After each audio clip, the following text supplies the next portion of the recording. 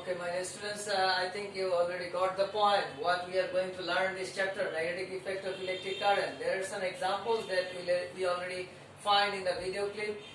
Magnetic effect of electric current is used to our daily life material like a credit card or debit card machine, and not only that, in the maglev, magnetic train, MRI, and some other places. Okay, so we got another point is that at 1820, Oersted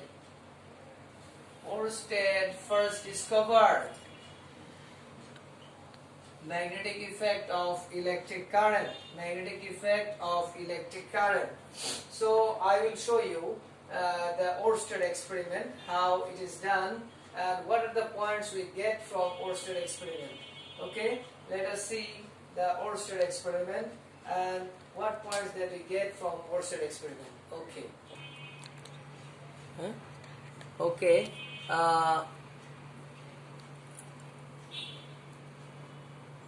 Now I am going to show you Oersted experiment. Okay, let us see here Oersted experiment of magnetic effect of electric current. Oersted's experiment. In 1820, Hans Christian Oersted performed a simple experiment and discovered the magnetic effect of electric current. The experimental setup, similar to the Oersted's experiment, which led to the discovery of magnetic effect of electric current, is shown in the animation.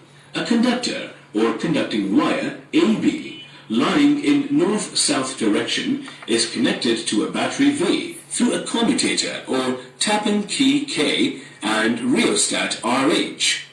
A magnetic compass needle NS is placed just below the conductor AB. Initially, when no current passes through the wire AB, the magnetic compass needle shows no deflection. When an electric current passes through the wire placed above the compass needle, the magnetic compass needle got deflected from its normal position, which is along north-south direction. On reversing the direction of electric current through the wire, he observed that the magnetic compass needle got deflected in the opposite direction. Also, the deflection of the compass needle increased when the magnitude of electric current through the wire was increased or when the compass needle was brought closer to the wire. My dear students, here is the description of the Oersted experiment. Okay, how it is done, that you already got in the video clip, and now here is the description. Here is the description. You see, here is a magnetic needle and a current passing through a conductor. So when electricity passing through the conductor, a magnetic field is produced. That's why the magnetic needle is deflected. Magnetic field is produced in the conductor, and there is another magnetic field around the magnetic needle. That's why there is interaction between these two magnetic fields. As a result, magnetic needle is deflected. If the switch is off, there is no flow of current, the magnetic needle comes back to its position. And if the flow of current is changed, if it is made opposite, then the magnetic needle is deflected in opposite direction. So it proves that there is a magnetic field is produced around a conductor when electricity passes through the conductor. Okay, my dear students, now I am going to discuss when electricity passing through the conductor, magnetic field is produced, then what will be the direction of the magnetic field produced around the conductor. We can consider a straight conductor and a coil. So what is produced? Pause now.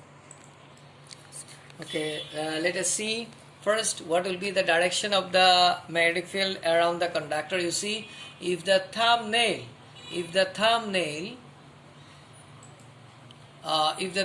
describes the direction of the flow of electric current, then the other fingers holding the conductor will describe the direction of the magnetic field around the conductor. And again, here you see if electricity passing through a coil. If electricity passing through a coil, then magnetic field is produced at the opposite phase. You see, here is the direction. This is the direction of the flow of electric current, and the magnetic field is produced in these two sides. Here is the north pole, and in the opposite is the south pole. So the flow of current, at the end of the conductor, where the flow of current clockwise, then south pole is produced, and at the opposite end, if there is flow of current is anti-clockwise, there is north pole is produced. That's why here is the north pole and the opposite side is the south pole. So you see these two are opposite. When electricity passing through a conductor and a coil, the magnetic field produced in opposite way. Okay, I'll show you in detail in another video clip. Okay, let us see how magnetic field produced in a coil. Magnetic field due to a current in a circular coil. Magnetic field due to a current in a circular coil can be understood by the following activity. Take a drawing board and fix a white paper. Circular coil can be understood by the following activity. Take a drawing board and fix a white paper sheet over it. Make two holes A and B in the drawing board and pass a thick copper coil through it. Connect the ends of the copper coil to a dry cell through a switch and a variable resistance. Close the circuit and plot magnetic lines of force with the help of plotting needle.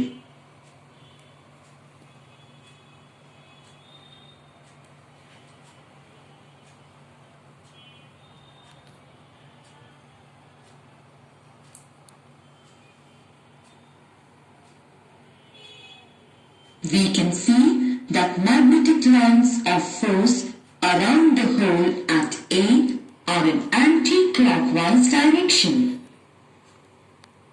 However, the magnetic lines of force near the center of the coil become almost parallel, and around the hole at B, the lines of force are in clockwise direction. In the above activity, the lines of force enter the coil from the side of the experimenter. So we can see that the face of the coil towards the experimenter act as south pole, and the face opposite to the experimenter act as north pole.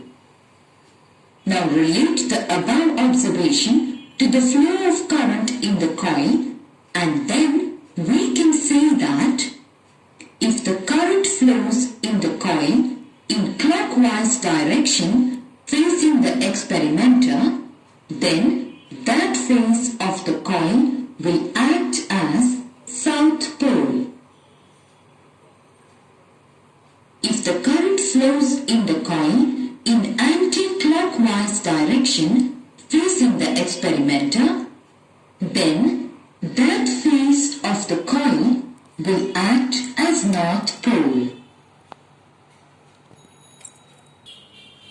Okay, my dear students, I think you got the concept when electricity passing through a conductor. You see, follow the diagram. This one is the figure 1, like it is figure 1. So in figure 1, what is going on? Look at my hand. If my thumbnail describes the direction of the electric current, if the thumbnail describes the direction of the electric current, then you see the other fingers. I think it is better to stand in this side. So this is the direction of the electric current. Then the magnetic field produced around the coil described by the other fingers. This is called right hand rule. Right hand rule. When electricity is considered passing through a conductor is described by the thumbnail, then the other fingers describe the direction of the magnetic field. This is known as right hand rule.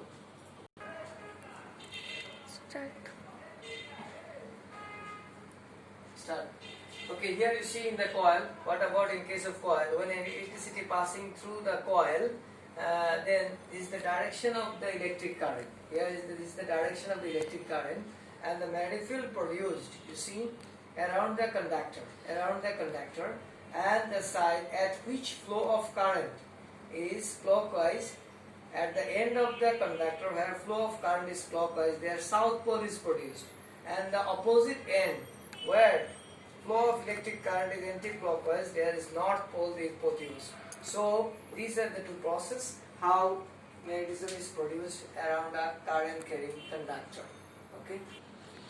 Okay, my dear students, now I am going to discuss another topic, force exerted on a charge, on a moving charge in a magnetic field, on a moving charge in a magnetic field, on a moving charge,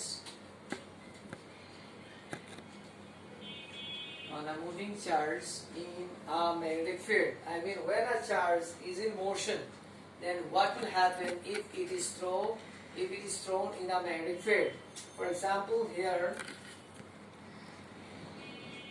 the direction of the motion of a charge is moving with velocity v, and a magnetic field is applied, at an angle theta with the charge, Let this point is O, OA, is the direction of along OA, velocity of the charged particle, and along OB magnetic field is applied. Then the force exerted on the charge will be F. And how will be F? We get the force F equals to Q into, if the charge is Q, then Q into V cross V. So we can write the magnitude of the force as Q into VB sine theta, and this force will be perpendicular on the direction of both, direction of the V and the direction of the B. Okay, so if a screw is rotated from V to B, then we get the direction of the force exerted on the charge. Okay, so when a charge is in motion with any velocity in a magnetic field, then it will be deflected by a force in a direction which is perpendicular on both magnetic field and its original direction. But now we have a question, why it happens? Because you must know, when a charge at rest, then it does not produce a magnetic field. But when a charge is in motion, then it produces a magnetic field around itself. So when a charge is in motion, then it produces a magnetic field, and another magnetic field is applied on the charge. So in total, there is a force which is F due to the interaction of the magnetic field of the charge itself during its motion, and another magnetic field applied on it. So the total force will be F equals to Q into V cos V, that is F equals to QVB sine theta, where theta is the angle between V and B. If theta is 90 degree, I mean if magnetic field applied on the moving charge at perpendicularly, then the force exerted on the charge will be QVB. If theta 90 degree, then sine theta equals to 1. That's why we get F equals to QVB. This is the force exerted on a moving charge in a magnetic field. Okay? Yes, sir. Okay, I will show you an experiment where what amount of force is exerted on a moving charge. Already I said you that F equals to Q into V cross V. Let us see by an experiment. Can you see this particle of charge Q? Now let's consider that this particle is moving in a uniform magnetic field D. Now as you can see, the direction of the magnetic field is perpendicular to the velocity of the particle. So no work is done, and also there is no change in the magnitude of the velocity, but the direction of momentum of the charge will change. The perpendicular force QV into B in fact acts as a centripetal force, and therefore produces produces a circular motion perpendicular to the magnetic field. So the particle will describe a circle if V and B, I'm repeating, V and B are perpendicular to each other. Now consider for a moment that the particle has a velocity component along the magnetic field. Now what will happen? Well, the parallel component remains unchanged as the motion along the magnetic field will not be affected by the magnetic field. But the motion in the perpendicular direction, that is perpendicular to B, will describe a circle as in the previous case. Don't forget. So the particle will have linear motion along the magnetic field and also circular motion perpendicular to the magnetic field. So what can we say? Well, the path of the charge will be a helix. Pause though. Okay, students, I think you got the point from the video clip. Now I tell you, I will discuss another topic which is called Lorentz force. So I write here the topic Lorentz force. Lorentz force. Scientist Lorentz first described if a charge is in motion, is placed in both magnetic and the electric field, then what will happen? If a charge is placed is in motion in both electric and magnetic field, so if the amount of charge is Q and the electric field intensity is E, then the force on the charge exerted is F. Let charge be Q, electric field intensity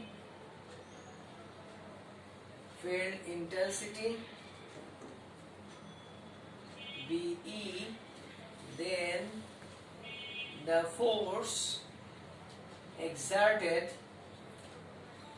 on the charge F equals to Q into E. It's a vector quantity because electric field intensity is a vector quantity.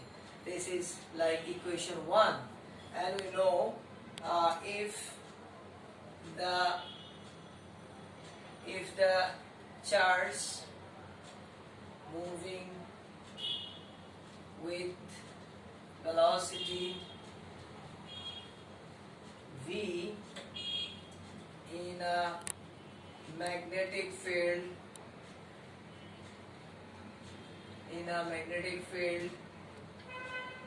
B, then the force FB, this is FE, so FB equals to VQ into V cross B, that we got few minutes back. So sum of these two force is called Lorentz force. So Lorentz said that the total force exerted on the charge is placed in both in electric and magnetic field. I mean, on a moving charge, if at a time simultaneously electric and magnetic field is applied, then the total force is called Lorentz force. So Lorentz force FL is the sum of electric field plus magnetic field, that is Q into E plus V cross B. This is called Lorentz force. Okay, I think all of you understand what is Lorentz force.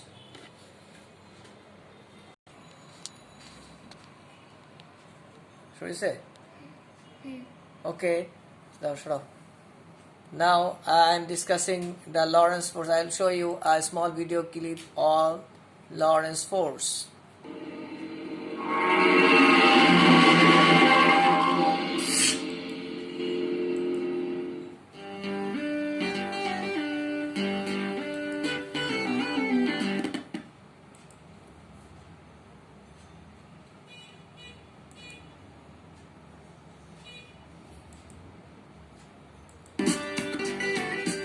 The Lorentz force is a phenomenon experienced by an electric current which is made up of negatively charged particles or electrons moving through a wire.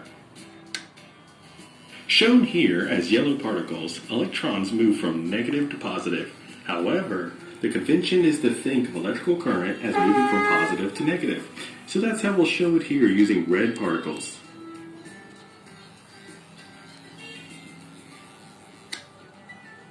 If it's not moving, a charged particle doesn't create any magnetic field.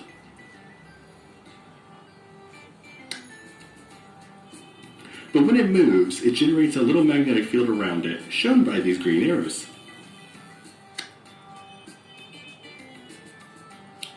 Flip the direction of the current, and you flip the direction in which the magnetic field circles around it. The magnetic field produced by the current will interact with another magnetic field, just the way two magnets repel or attract each other. Here's a horseshoe magnet with a north and south pole. The magnetic field always points from north to south, as shown by the blue lines. This wire is arranged in a kind of pendulum, so it can swing back and forth. Let's insert the horseshoe magnet into the setup and see what happens when electricity runs through the wire and creates a magnetic field around it. The pendulum swings in a different direction perpendicular to the horseshoe magnet's field and to the movement of the current.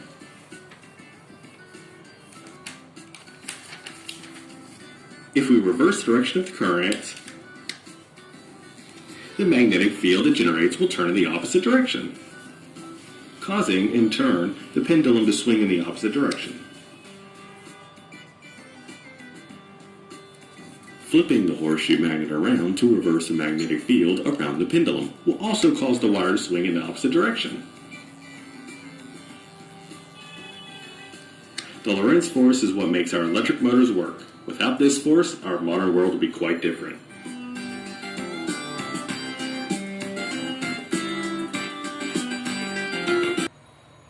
Okay, so my dear students, we can come to conclusion. Force on a charged particle in an electric field and in magnetic field. When a charge is at rest, then it does not produce any magnetic field, but if a charge is in motion, then it produces a magnetic field. So when a charge passing through a magnetic field, then there will be an interaction between two magnetic fields of the charge itself and the applied magnetic field on the charge. Therefore, a resultant force is exerted on the charge normal to the motion of the charge and the applied magnetic field following Fleming's left hand rule. And that's why we find every conductor